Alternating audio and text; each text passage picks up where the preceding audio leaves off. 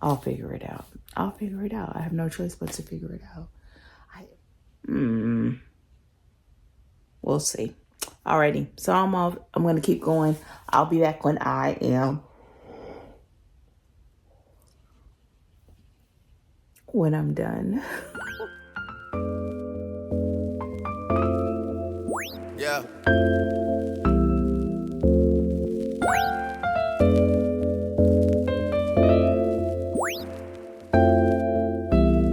I've been down so in love like. I've been down so in love like. I've been down so in love like. I've been down so in love like. In love like. In love like.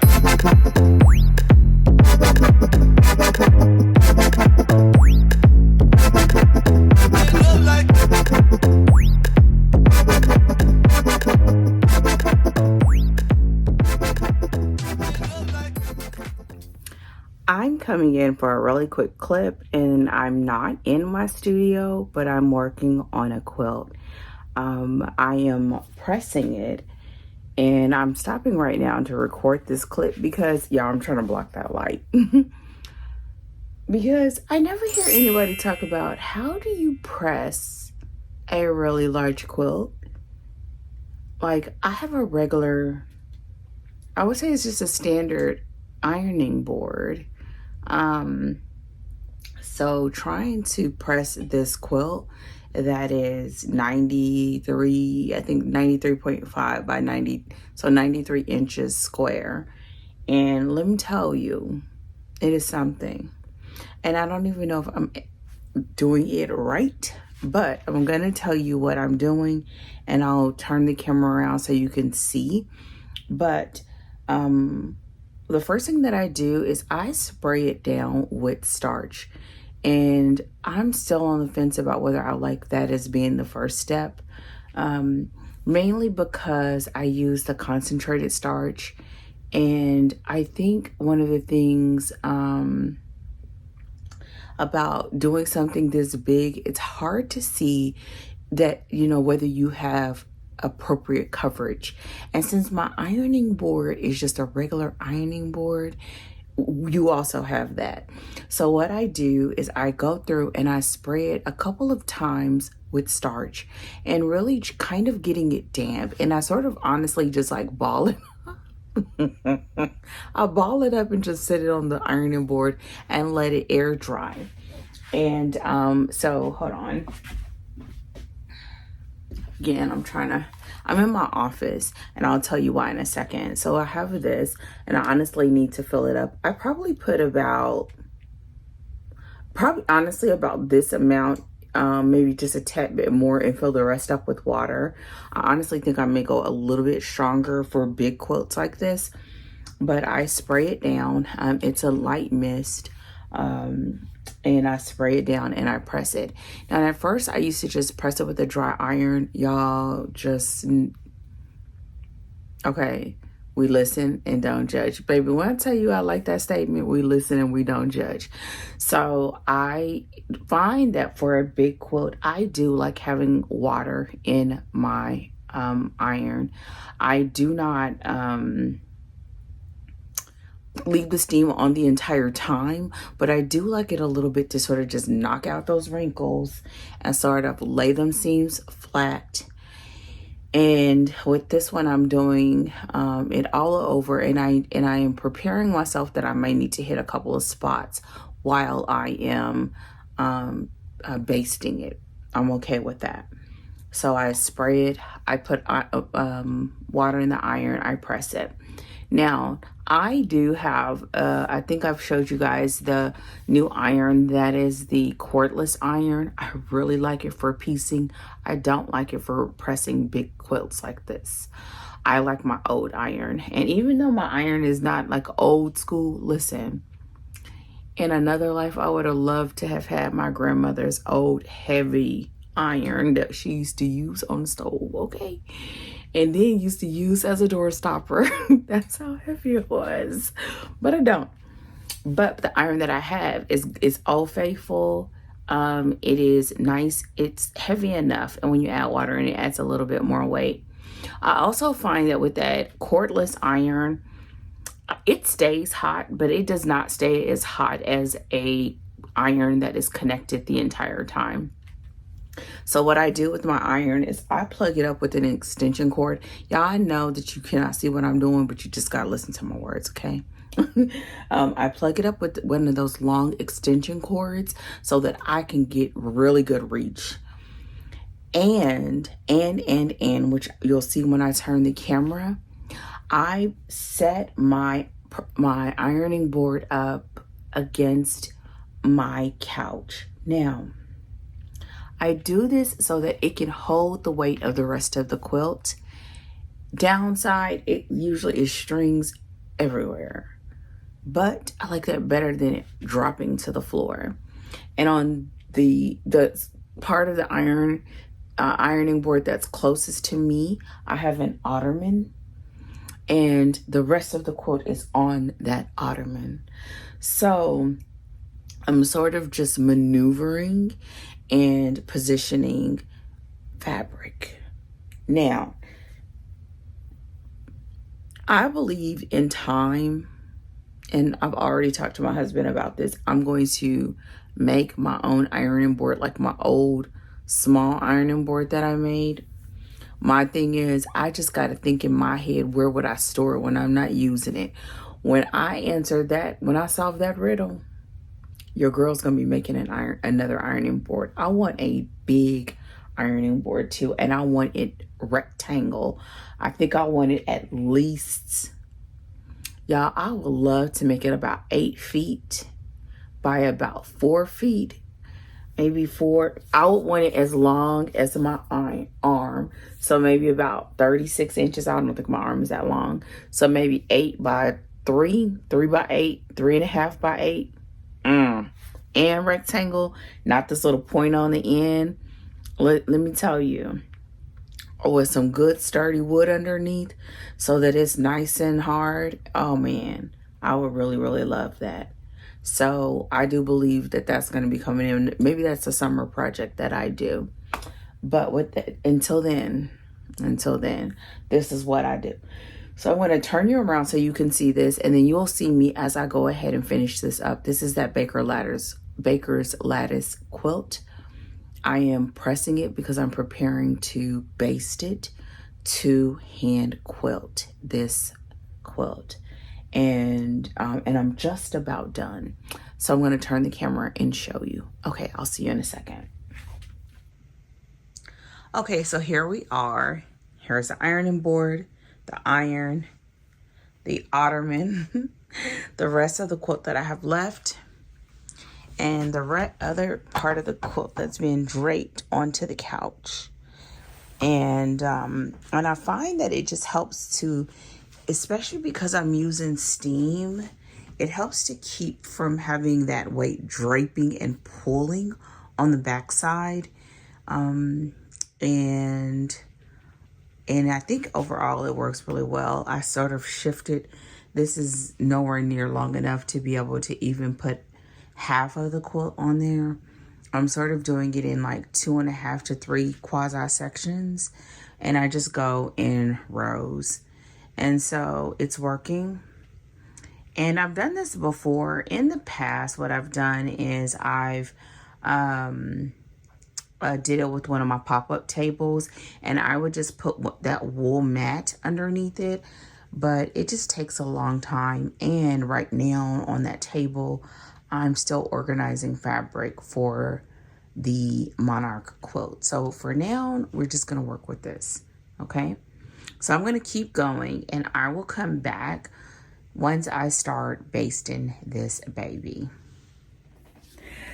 So I'm coming in real quick because I had a very, very, very long week, and decided to give myself some downtime this weekend because your girl's tired, okay? And this angle, y'all, it makes me look shifty. I'm not shifty, I promise. But after I finished sitting down and sort of just taking a breather, I went to a series I've been meaning to watch on Netflix. And once I realized I want to keep watching it because it's one of the short series, I love their short series. Because I'm really not a series person. But when I could do a short one, it makes me feel like I can finish it without a whole bunch of episodes to watch. So with that said, and so I was sitting down watching it, and I was like, I could be using this time to work. So, yeah, I always don't know where to look, so I'm just gonna look right here, okay? So what I did is I brought down my pop-up table, and I'm about to start basting this quilt. I can watch and baste. I don't really know how I'm gonna do it because this quilt is big, and this is the first time I've tried doing this, but I'm gonna make it do what to do. But because I'm downstairs and I don't want to set up everything, that means I'm not gonna get everything. So what I'm gonna do is just do some clips here and there so you can see what I'm doing. You've seen me pretty much do this before, but you have not seen me do it by like sewing this size. This quilt is 93 inches, 93 to 95 inches square. And I'm just gonna honestly wing it. I ain't even gonna lie. So with that said, not knowing where to look and all, we gonna get it in. Because I just carried carried the table downstairs. I think I have everything. Actually, I just realized I did not get thread. So I need to go back upstairs and get thread. I have the backing. Oh, and I need to get the batting. So I need to go get those last two things, the batting and the thread. And I'm just going to make it happen, Captain. So I'll let you guys know how it's going. This is a continuation of the Baker's Lattice. Yeah, this is just the next step. So I'll see you guys in the next clip.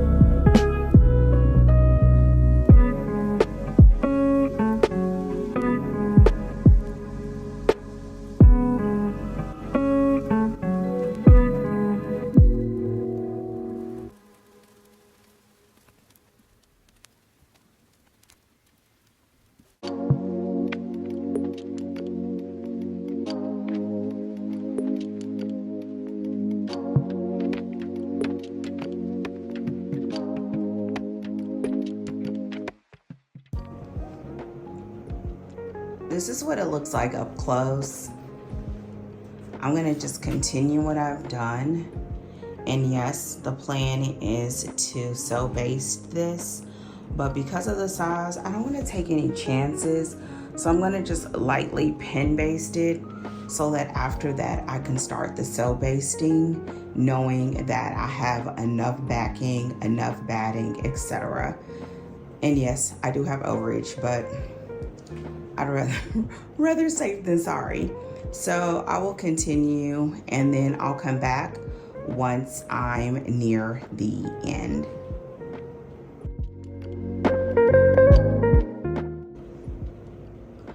I'm stopping in for just a second to show what I'm doing. I am just sort of doing a stay stitch, and I'm just doing it like a basting stitch, really large, really near the edge. So if I don't feel like pulling them out, which I will, but if I didn't, it would be caught in the seam when I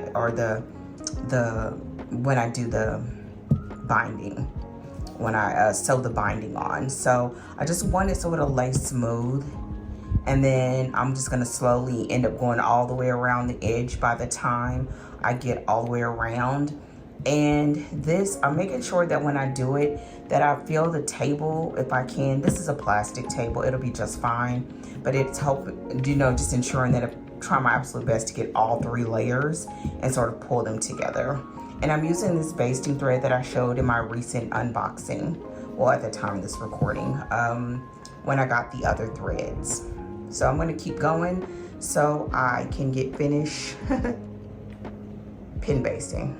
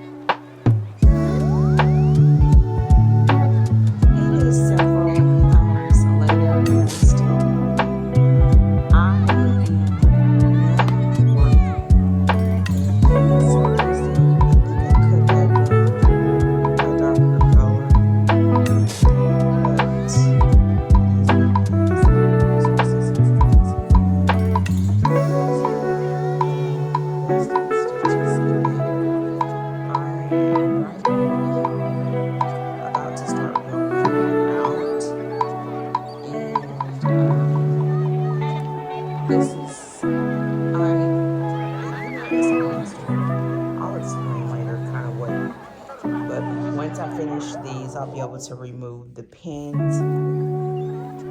So far, I think I did okay. I think there's a couple of places where I have a few bumps, but honestly, at this point, I'm like, it is what it is. So let me kind of explain what's going on here.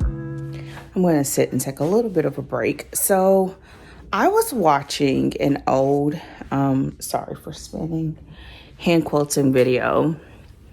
And she sort of explained about how she used to baste her quilts. And basically, that's what I'm trying. I'm not sure how it's gonna work, but I'm willing to give it a shot. I mean, you don't know until you do it. So what she said, it was, oh gosh, I know I have the video saved. I'm just not sure what her name was. And so what she did was when she basted, she went out to the corners and then she went to the sides and top to bottom. So it helps that this quilt has a sort of center section. And so there is a center square. So I'm just taking that one and just sort of going out each direction. I'm really liking the basting thread. I decided to use the basting thread that I recently purchased, and I like it. It's not too stiff. I haven't had any issues with tangles. It glides through the layers. It threads good, and I'm using a basting needle that I love. It's going really well, especially for me having to do several passes. And so when I'm done, I'm going to remove all of the pins. I didn't even have enough pins, and I knew I wouldn't have enough pins because the quilt that's on my long arm right now has pins. I really need to just take it off and take it off and remove the pins. But pardon me, y'all, it's been a long day. So I'm going to finish. I just finished doing out to the diagonals. Now I need to do out to the side and then top and bottom. And once I do that, I'm going to take the pins out.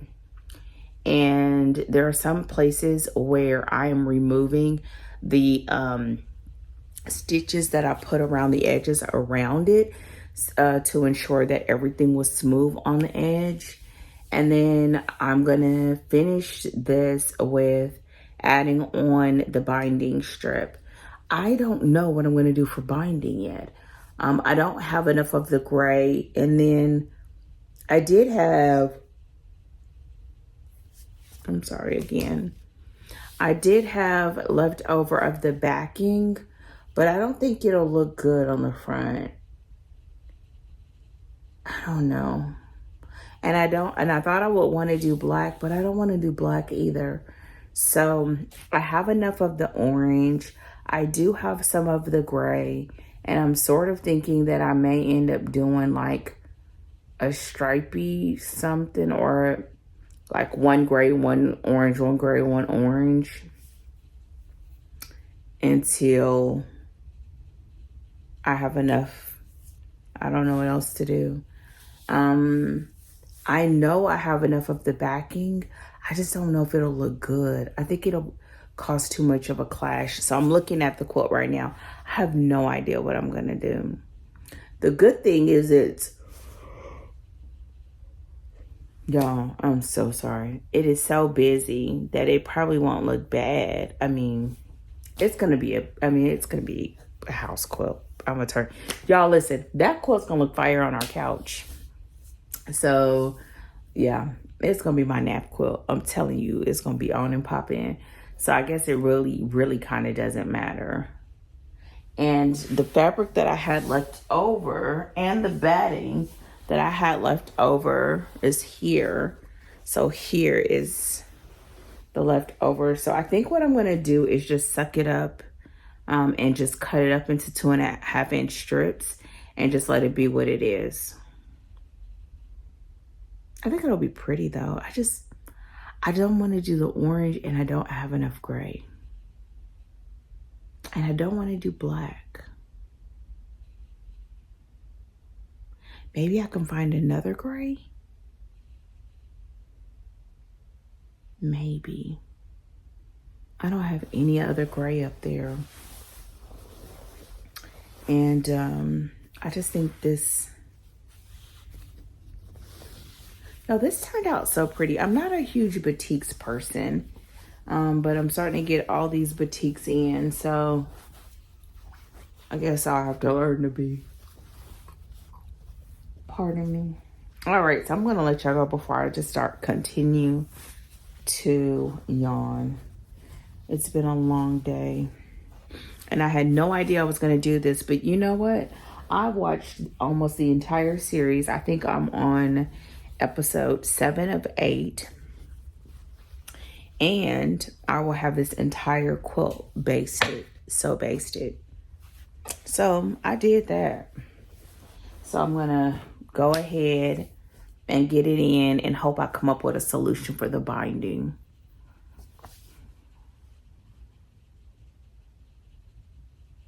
I have a grunge gray that I was intending to put on the back of another quilt. I could always order more from Connecting Threads and just use some for this binding. I don't think it'll look good though, because it's not the same kind of gray. I'll figure it out. I have no choice but to figure it out. I also think the orange would look funny because it'll be like orange, gray, orange. I think kind of doing this idea with the Scrappy where it'd be orange and gray is the best solution.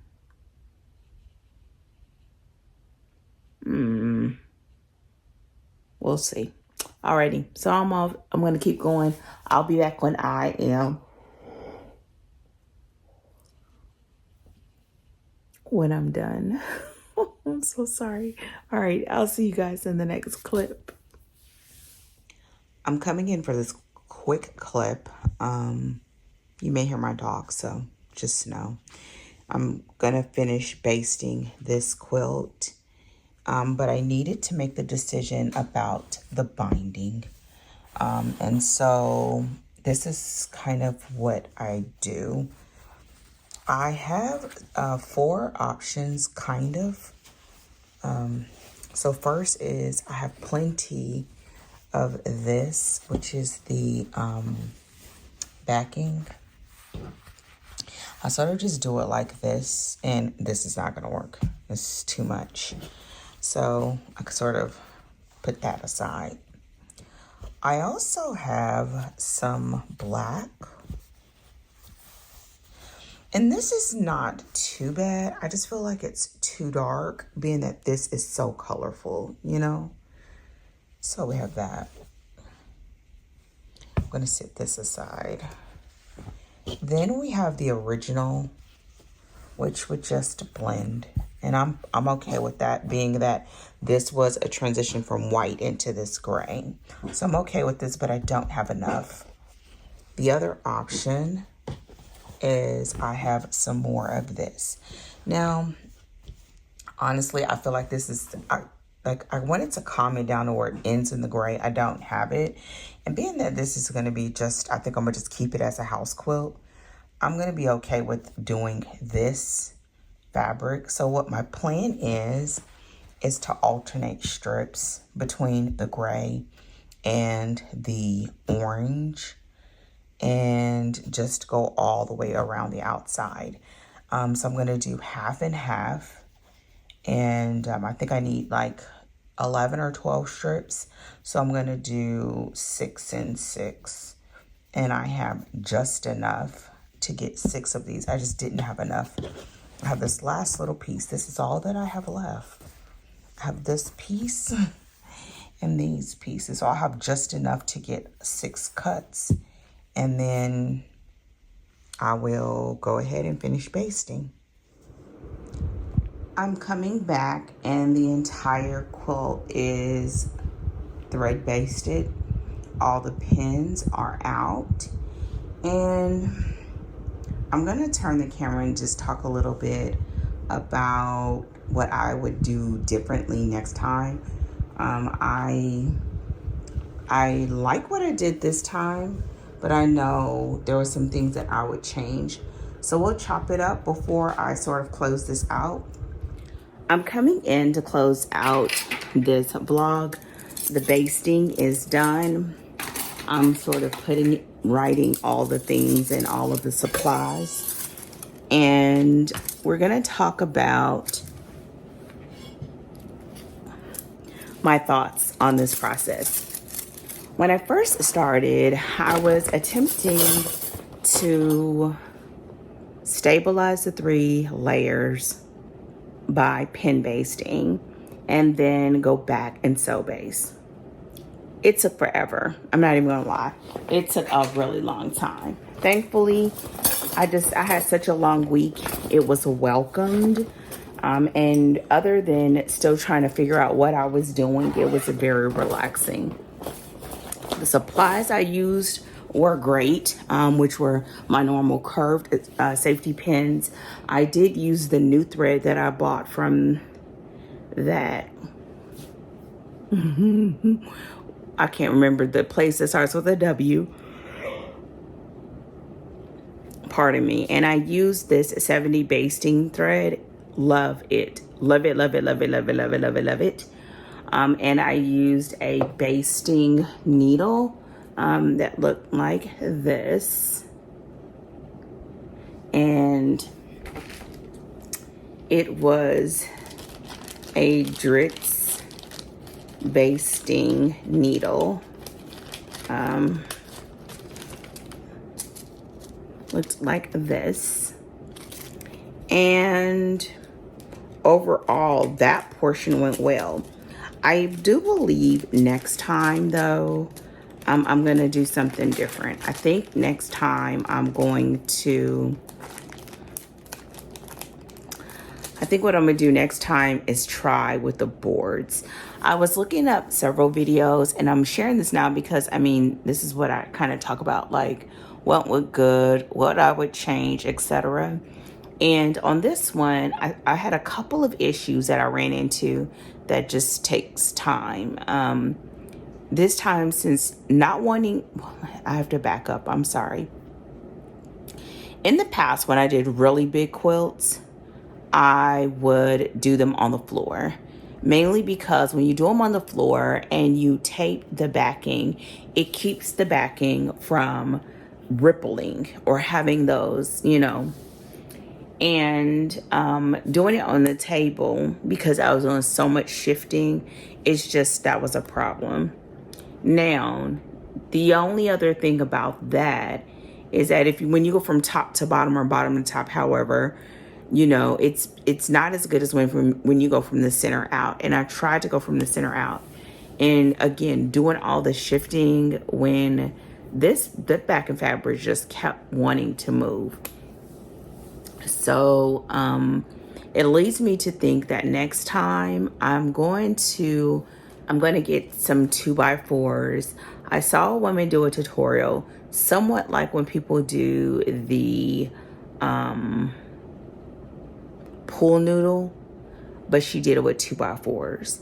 And I think that would have helped so much to just keep everything straight and just baste as you go. I think it would have saved a lot of time. And at first I didn't think I had a place to do it.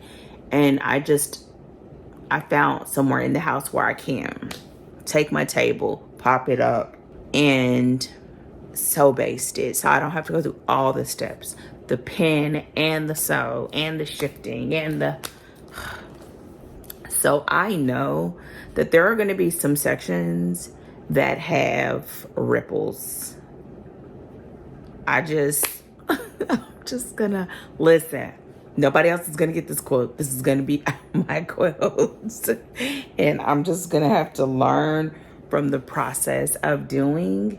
And this is a part of like every single quilt, you have opportunity to learn something. I loved doing the thread basting. I think I would have loved it even more had I not had so much fiddling to do. I did really learn about, this quilt was so big, so trying to go even from the middle out was quite a bit. It was covering a lot of space. So I would try something different next time. But overall, I'm pleased and I'm proud of myself for doing it. And I would definitely do it again. So with that said, I do believe this is going to be all for this installment. Next, I'm going to, I was going to prep the binding, but I'm going to wait. I have enough I decided to just go with the leftover orange and the leftover gray like I showed. I'm going to use that. I'm going to just put it inside the container. And for now, I am going to just prepare to start quilting, hand quilting on this quilt. I think also in the next video, I'm going to give you an idea or kind of talk through what I think I'm going to do for the actual stitching. But I've been practicing on my practice quilt and I'm just ready to see. I mean, it's my own quilt. I'm not in a hurry, but I don't plan to do anything intricate. I don't think I need to, being that this quilt is already loud. It's loud, it's colorful, it's busy. I don't need any help. So really it's just gonna be a matter of like stitch in the ditch type of vibe, which is gonna be just fine. And I'm planning to just use probably, I don't know. I have these and I think this is what's gonna do it. Like, I think I'll do these and I don't want to do it so that the stitches show. I want it to hold it together and just be nicely hand stitched. And if I do anything where it may be considered a design, I'll probably do it in the border. And I think that'll be a good little like small space to be able to do it. When it's time to do that, I'll probably do leaders on that so that I'll be able to do that, because my hoop, I think my hoop is an 18-inch hoop. I think it's 18 inches. And I think I have a border stencil. So we shall see. With that said, I'm happy about closing out this step. I can now gather everything and take it back to my studio, because I was doing it in the living room while I watched 2 Netflix series, 16 episodes. Okay, this whole thing took 16 episodes, give or take. I mean, not the whole time, but give or take, because I took a lot of breaks and had a good time. So with that said, if you haven't done so already, go ahead and drop to the comments. Let me know what you are working on. If you have any recommendations when it comes to preparing a quilt for hand quilting, go ahead and let your girl know. I'm gonna get ready to slide this to the side, kick back, and just enjoy the rest of my evening. And then I'll move all this stuff back up to my studio tomorrow morning. So I'll see you in the comments. Thank you so much. Thumbs up this video and subscribe if you have not done so already. I will talk to you all really, really soon. Take care and goodbye. I've been